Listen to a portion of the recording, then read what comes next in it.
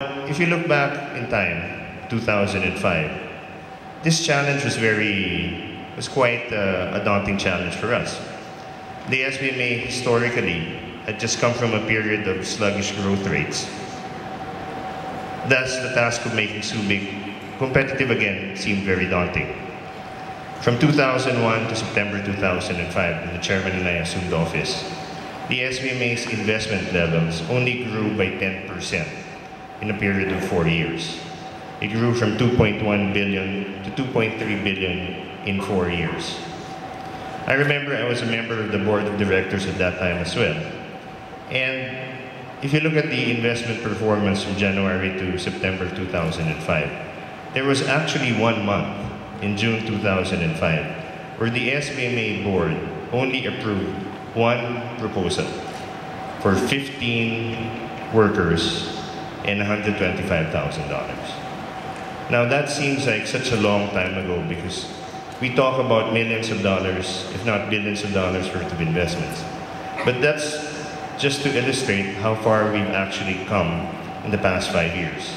Business was really very weak when the chairman and I came in, and we're very happy that the climate has actually been quite cooperative with us.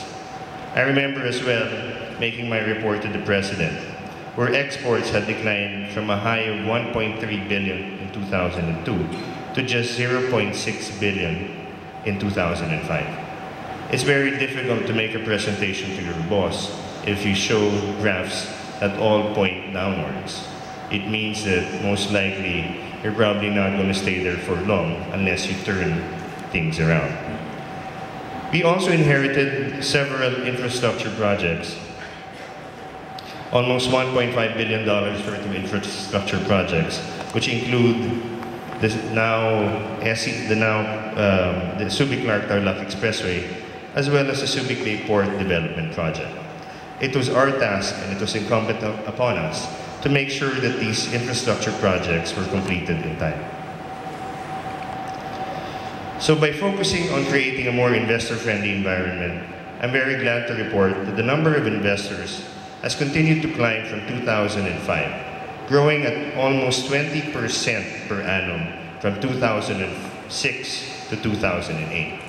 Last year, as the chairman mentioned, we are happy to report almost 1,232 prospective members of the Subic Bay Freeport Chamber of Commerce, currently now operating within the Freeport zone.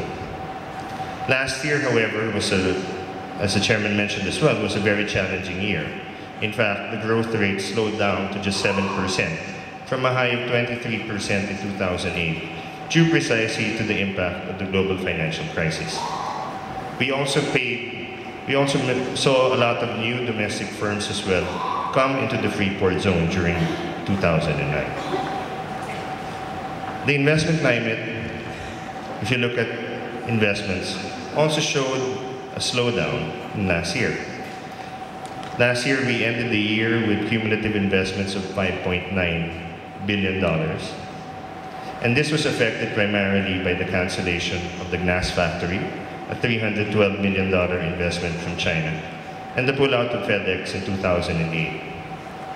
However, 2010 promises to be a very strong year, if not a banner year for the SBMA again.